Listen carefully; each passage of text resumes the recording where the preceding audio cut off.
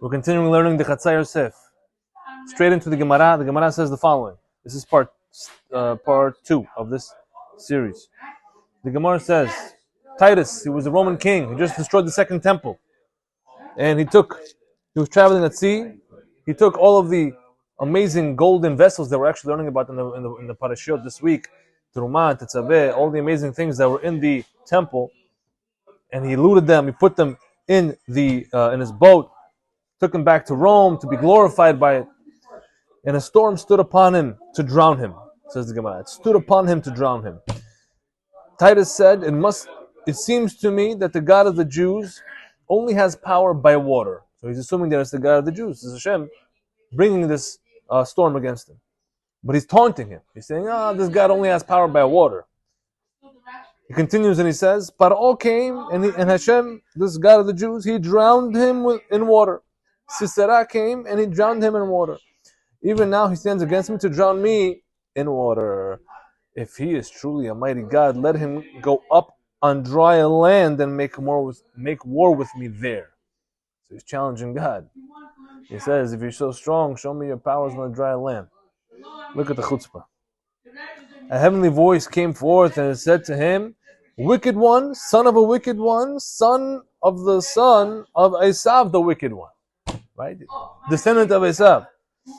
I have a Beriah Kala, a lowly creature, says this heavenly voice. Beriah Kala means a lowly creature in my world, and its name is a Yatush. Yatush is a gnat, a small blood-sucking fly, right? This word is used in modern Hebrew to denote a mosquito. The Gemara interjects and it says, why is it called the Beriah Kala, a lowly creature? Because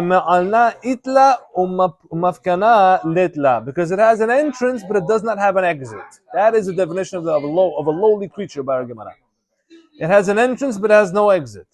The Gemara resumes its story, and it says that the heavenly voice continued to speak.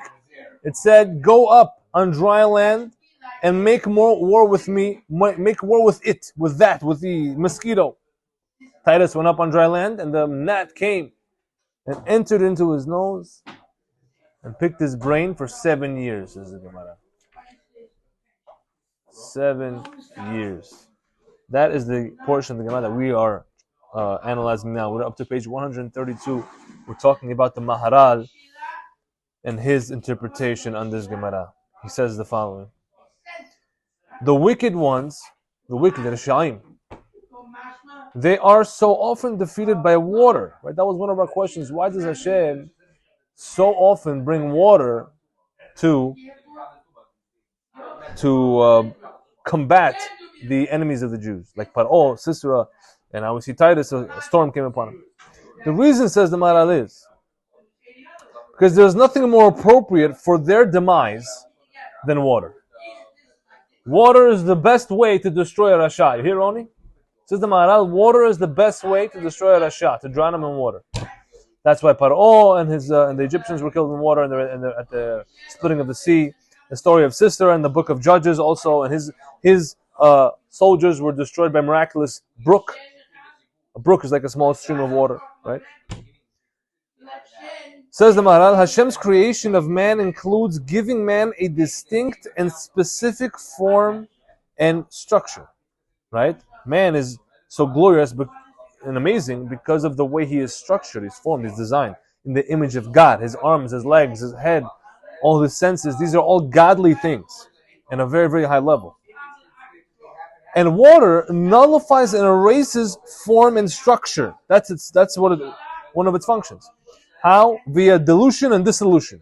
Water dissolves things, right? It makes things that seem to exist in perfect structure now. If you leave it in water long enough, it'll decompose, it'll dissolve, right? Assuming it's something soluble in water. Of course, in chemistry we have things that are either soluble in water or insoluble in water. Those things are usually fat and oils, and chemically we call them polar versus non-polar, hydrophobic, hydrophilic, without boring you with the terms. Bottom line is, water is often used to erase things, right? This is different than fire, says the Maharal. since even though fire has the ability to burn something completely, right, and therefore thereby nullifying the form and structure of that thing by burning it to a crisp and to ash, still the nullification of its form and structure is only a secondary outcome, he says. Whereas water is directly erases and dissolves the form and structure of the thing. This maral is a little bit difficult to understand. We try to explain more, in other words, what the maral is trying to say in note 3. So if you look at page 132, note 3, just Ronnie, for you, the maral is explaining why Hashem uses water to destroy Reshaim. Water and the maral says water is more fitting, is a more proper way to do it versus fire, burning them. Why? We try to explain it in note 3. It says over here. It says in note 3 like as follows. We may think of a painting on a canvas, okay, as an example to understand the deep words of the maral over here. Taking the whole thing, you have a painting on a canvas, right? If you take the whole thing and you burn it to ashes, this will accomplish the nullification of the picture, for sure. Picture will be gone. You agree? But fire itself is not an eraser per se. It didn't erase the picture. It destroyed everything everything that supported the picture. Eroding is a different. Let's see. But a fire is a destroyer of the entire thing, including the medium that it is holding. In other words, the canvas. The canvas is also burnt. Water, on the other hand, can be used to wash away and erase the paint on the canvas while leaving the canvas intact. Right, depending on the material used to paint, but yeah, you get the point. Thus, acting solely as an eraser in that sense, rather than a complete destroyer. And that's what the maral is getting at. It's much better to erase the wickedness out of the body of the wicked person, of the Rasha, rather than to destroy the body too. Why? Because the body is a godly thing. It's created in the image of God. That form, that structure that you take for granted. The head, shoulders, knees and toes, as the song goes, right? It's the structure itself reveals books upon books upon books about the depth of how God manages and created the world. Just in the structure of a human body. You understand? So that's why it's better just to use water to erase them, so to speak, than to completely destroy the body as well with fire. Continuing the Maharal on page 133 on top. This applies to both two-dimensional and three-dimensional structures. Right? Whenever we're learning the Maharal, we have to put our thinking caps on because he's talking on very deep wavelengths. He says this concept applies to 2 and 3D structures. Thus, when a decree to punish the wicked is made, when from heaven the decree comes down to punish a wicked person, Hashem uses water to erase the human structure which he himself formed in them. Therefore, the wicked often like to display their physical towering influence over others, right? That's usually a part of their what makes them so evil, is that they like to show their power over others, right? It's the opposite of humility. So it's only appropriate that they are punished with water flowing downwards upon them.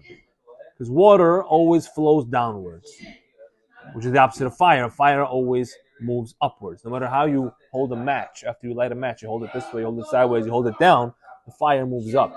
That's arrogant. That's also demon, judgment. Water, on the other hand, always flows downwards. It's humble in that way. It's pure and humble. You understand that? So Torah is always compared to water, because if you want the Torah to stay inside you, you have to act like water. You can't act like fire. On the outside, you can have fire on the inside, because the Torah is also compared to fire. But yes, but first water, then fire. That's the proper order. Instead, water builds the foundation, then you can build the fire of Torah. But if you start with fire, you're just going to destroy yourself and others around you. Yes. He's talking to God. No, yeah, because he's Where? saying that, God, he's like, the God of the Jews is strong in the water. That's part of our question. Look at the question there. That's the same question we had. How is Titus talking to Hashem, saying that you can only have power on water, if in the previous section we learned that he thought that he had killed the one that cannot be killed? Right? That's connected to the previous lecture, previous series. Continuing the Maharal, the number 7. He's going to talk about the number 7 here. Why? Because the Gemara says that the mosquito picked at Titus's brain for 7 years. Why 7? Why not 6? Why not 37? Why not any other number? Says the Maharal, the number 7 simply means to indicate the concept of many. And it's not meant to be an exact statistic. The Maharal is taking this approach again. He does this very often, where he says that what the Gemara says is just a hyperbole, exaggeration, a metaphor, not always exactly what it means. We've seen him do this before. So the Maharal is saying the same thing here. Thus, when our Gemara says that the gnat picked at his brain for 7 years, it simply just means many years. You know, like something like, if you have kids, for example, whenever they want to relay the concept of a lot to each other, they say, oh, like 100. I did it 100 times, right? They think 100 is a big number, but it wasn't really 100. It might have been 3 or 4 times. Same kind of idea the Maharal is saying here with the usage of the word 7. Gnats do not usually live more than 12 months, right? These mosquitoes don't live so long. The punishment of the gnat cutting and gnawing, chewing at Titus's brain was a direct payback for Titus's destructive, cutting-like tendencies. Meaning everything is midah keneged midah. When God punishes somebody, it's always measure for measure. What you did is what you get. What you put in is what you get back. What you reap is what you sow. We hear this all the time. Right, as is demonstrated by his stabbing of the parochet. Remember, what did he do so disrespectful to God in the previous section, in section 1 of this chapter? He stabbed the pure and amazing parochet, which is the curtain that separates between Holy of Holies and the holy. And as a payback measure, right, that he cut it, so he stabbed it. So in the same way, the mosquito was cutting and stabbing at his brain. Yes. I mean, that's what the Gemara says. We have to analyze that. All the details about the gnat that our Gemara provides, including the fact that it entered via his nose, are just hints at its function and how it was a fitting punishment for Titus, not to be taken literally. So the Maharal says this thing with the mosquito is a metaphoric. It didn't fully happen the way we might think it happened. He's saying it's all metaphoric. Just hints and midah keneged midah, measure for measure, of how he was cutting and it cut him. Fine. Let's see note number 6. We will address this controversial point of the Maharal in section 5 of this chapter, not in this section 3. Why? Because in section 5 it talks more about the actual gnat and what it did to his brain. So we're gonna leave that discussion for a few lectures down the line, God willing. Next is the Benayahu. The Benayahu.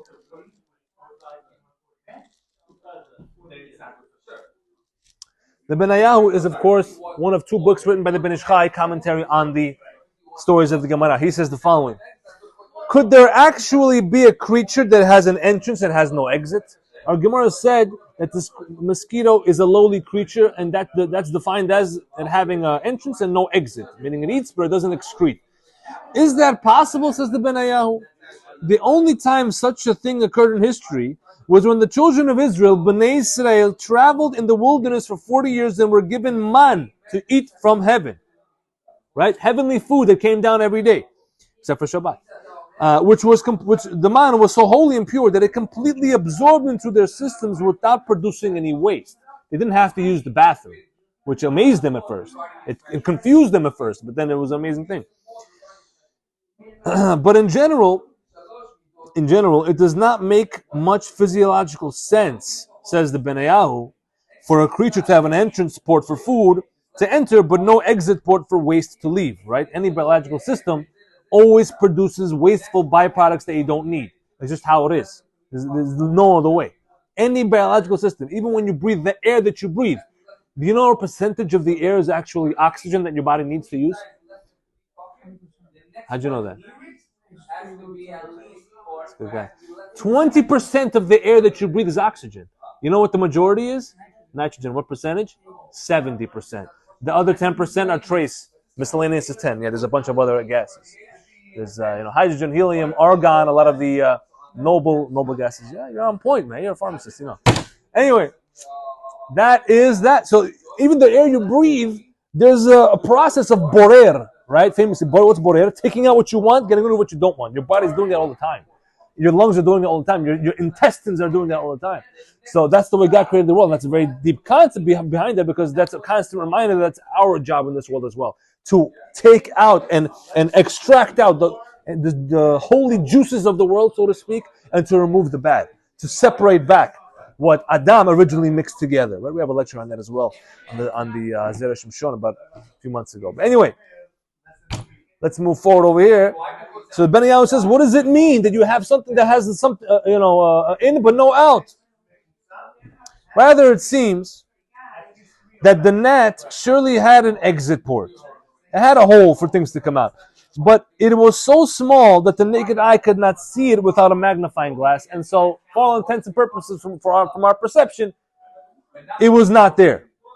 Thus, when our Gemara says it doesn't have an exit, it simply means one who looks at it with the naked eye cannot discern its exit port. That is how the Ben Yahu wants to explain. Fine. Now we're going to look at a few more small points of a few more chachamim. We have the Metzudat David. Says the Metzudat David, the term B'riya Kala, a lowly, lightweight creature, it can be understood based on the man that fell from heaven, he's also bringing that up, for 40 years in the desert. Just as the man did not produce any waste or excretion for those who ate it, so too the gnat eats but does not excrete. The man is in fact called in the Torah. There's a verse when the Bnei Israel are complaining about the man, they called it lechem hakelokel, which means the insubstantial bread, the insubstantial food. Right? Kelokel comes from the word kilkul, which means breaking down, ruined, not substantial. And as that word kelokel has the same root as the word kala, which means lightweight, which our Gemara, or lowly, which our Gemara uses to describe the mosquito. So they share a root. There is a similar root for the word curse, right, as well, yes. Cursed. The word kelokel also can mean cursed bread. It also can mean that. Right? So by the complainants of the desert system, why do they call it that? Because the man was light in their stomach, so to speak. Because again, they never had to use the bathroom after eating it, so it was like light in their stomach. It is also possible that the gnat is called a light creature because it eats light things. Okay, you tried to give a short answer why it's called that. Now the Ben Yehoyada, this is back to Ben Ish Chai, but in the first book that he wrote on the stories of the Gemara, he says the following. The fact that the gnat has an entrance but no exit, this fact was hinting the following message to Titus. This is the message that was hinting to Titus. Prior to him, there were Gentile generals who killed large numbers of Jews before Titus in history. But those generals repented. They made teshuvah towards the end of their lives. And some have even converted to Judaism, as is the story of Nebuzaradan. Nebuzaradan was the head army general of Nebuchadnezzar, of the Babylonian army. And he came and he killed millions of Jews, and he destroyed the first temple. But he converted to Judaism and had righteous descendants that come from him, which will be the topic of chapter 16. We'll see the story about Nebuzaradan. But Nebuzaradan was in the first temple era, so that was before Titus. Titus, the second temple. So Titus, however, never did. He never made teshuvah at the end of his life. Therefore, it was appropriate to punish him with something that has an entrance but no exit. Because metaphorically, he had an entrance into the world, so to speak, but he didn't have a proper exit. He didn't make teshuvah before he exited the world. That's why he was destroyed with this mosquito that has an entrance and no exit. Surely the gnat I'm going back and forth between gnat and mosquito, but you get the point. Same thing. This gnat entering his brain, it was a miraculous thing. Had to be, says the Ben Yehuda. And it happened this way as payback for Titus murdering the sages of Israel during the campaign of the war, who correspond to the brain as well, right? The Chachamim, the leaders of Am Yisrael, they're compared to the brain. They're the leaders, they're the mind. And so that's why his brain is what was damaged by the mosquito. The 7-year time period was also a measure for measure punishment for him. Why? For his destruction of Israel, which is a land deeply rooted in cycles of 7, right? He waged war against the land of Israel. He spilled a lot of Jewish blood onto the land of Israel. The land of Israel is governed by many cycles of 7. As we see in note number 9, Shabbat, every 7 days, correct? The Shemitah, every 7 years. The Yovel, every 7 Shemitas, right? So 7 is a very deep concept. Shemitah and Yovel are years in the cycles of years, and as part of the Torah that explains it's a mitzvah, it's a commandment when you're not allowed to. There's certain restrictions on the land what you're allowed to do with the land. You can't work the land for commercial use. You have to let it lie fallow, right? That's Shemitah and Yovel. Wait, but it's you go the gnat picked for 7 years. So Yeah. it means into the 7th year. Usually, a slave or shmita is basically the start of the 7th year. So technically, we didn't have. We have 7 days in the week, but at the end of the 6th, beginning of the 7th, is when we rest. So you're saying it should have been only 6? Same thing with the slave. I mean, yeah. You're saying it should have been only 6? You're going too far. The point is just that he destroyed the land of Israel that is governed by concepts of 7. It's not going into the, breaking down 7 is really 6 and 1, where it's 6 work units and 1 rest unit. Right, Shabbat. It's not going to that. Just the whole concept overall, the umbrella term is 7. Right? It's considered 1 unit. Same thing. That's why he was punished for 7 years. It could have also been 6.5, and they could have called it 7 also. Could have very well be. The Maharal says in general it's just a metaphor. Right? So it's different interpretations. Now let's do the Maharsha. I think we should finish the commentaries today, God willing. I don't know if we're going to start the Chatzar Yosef, but we'll see. Maharsha says the following. Titus did not mention the generation of the great flood of Noah, right? If Titus is going to say, God, you only have power by water, so why didn't he mention Noah? He mentioned all the other times, but not Noah. Right? He didn't mention among his list of those whom God smit with water. Why didn't he mention it, says the Maharsha? As an insult to God. He left it out on purpose. As if to say that this must not have been the same God that promised not to bring another such flood. Because the God who brought the flood of Noah, at the end he brought the whole sign of the rainbow as a sign that he was never going to destroy the world by water again. Right? So basically, the Maharsha is explaining that Titus was hinting to God that you're not that God. And he was saying to the God of the Jews, you're the God of the Jews, you're some other, lowly deity. You don't have that kind of power. Right? So even when he's complimenting him in a way, he's saying you only have power in this, he's still undermining him, saying, but you can't do a grand scale like the flood. You can only do, local. Wow. See, you have to be you have to be skilled in, you don't have to be skilled, but people are skilled even in the way they insult you. They can insult you within an insult. Okay. Says further.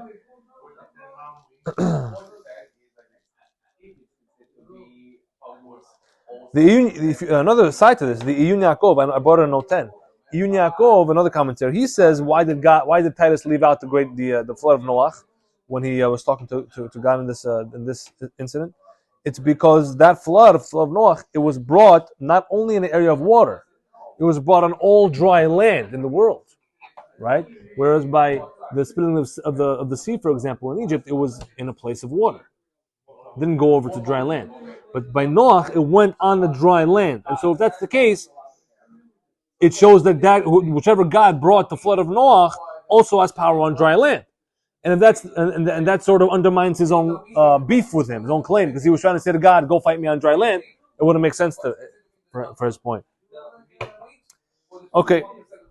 Next paragraph in the Maharsha. The gnat entered via his nose as a measure for measure punishment for Titus's verbal denigration of God. Right.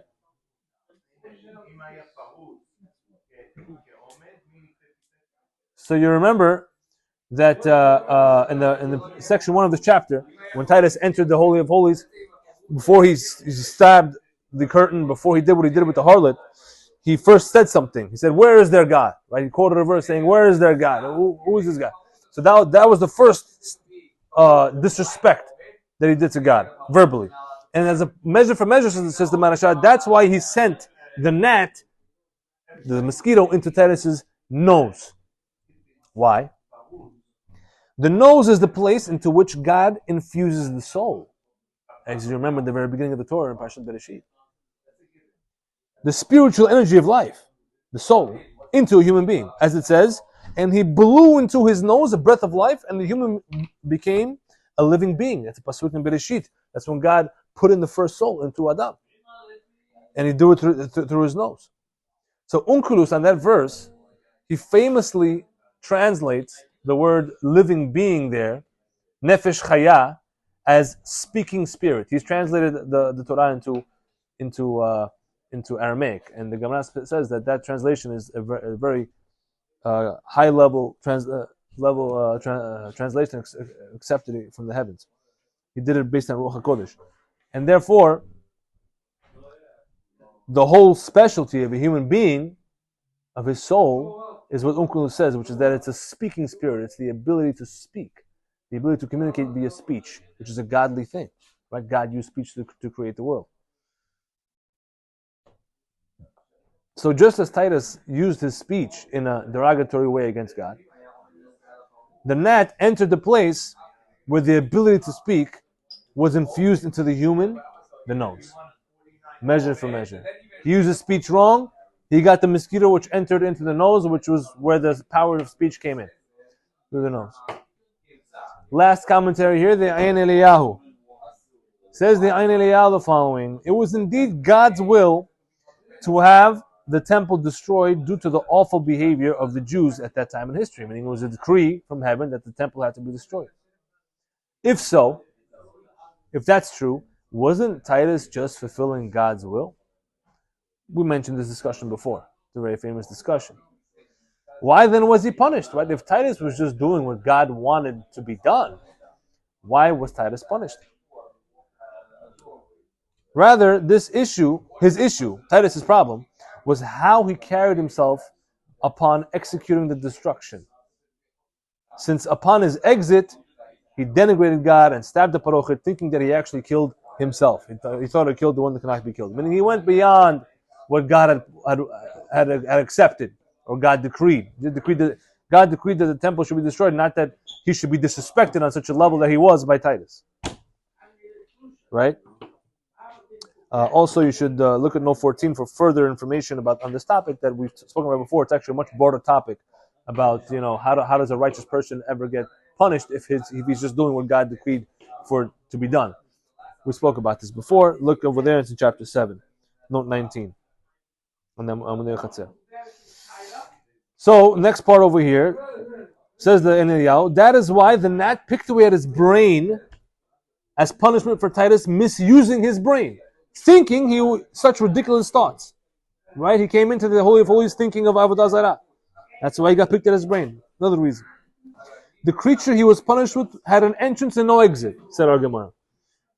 Indicating that Titus's entrance into the city of Yerushalayim was positive, fulfilling God's will, meaning he came there to destroy the temple as God wanted, but his exit from the city was negative. Because as he exited, he denigrated God in the process. He cursed and did terrible things. The reason the gnat picked at his brain for 7 years, says the Eliyahu, specifically why 7, is because Titus thought that Hashem only ruled over the seas and not the land. That was part of his claim. And land has 7 different names. According to a midrash in Avot Rabbi Natan, the land is called 7 different terms. Earth is called 7 different terms. So the gnat troubled him for 7 years, indicating that Hashem also has power over the land and not just the seas. All of the commentaries are basically saying midah keneged midah in different ways, measure for measure. Whatever Titus did wrong and every detail that he disrespected God, that's exactly how he was punished. With the 7 years, with the picking at his brain, going into his nose, all those things, etc., etc. He was punished to his mouth. He said these things. Anything he would have done, he would have found a reason. That's the beauty of Torah. If you're smart enough, you can find the reason. But you have to go find it. You have to make it make sense. Okay. Should we start? Yeah, I think I'm going to call it here. Because I don't want to start a topic and then leave it off and make it confusing. So next week, God willing, we're going to continue and start the Chatzar Yosef on this section, where we're going to reveal really a lot of deep concepts about not getting distracted and not getting swallowed by the illusions and distractions of the world around you. That's very important. That's going to be next week. Baruch Adonai Olam. Amen.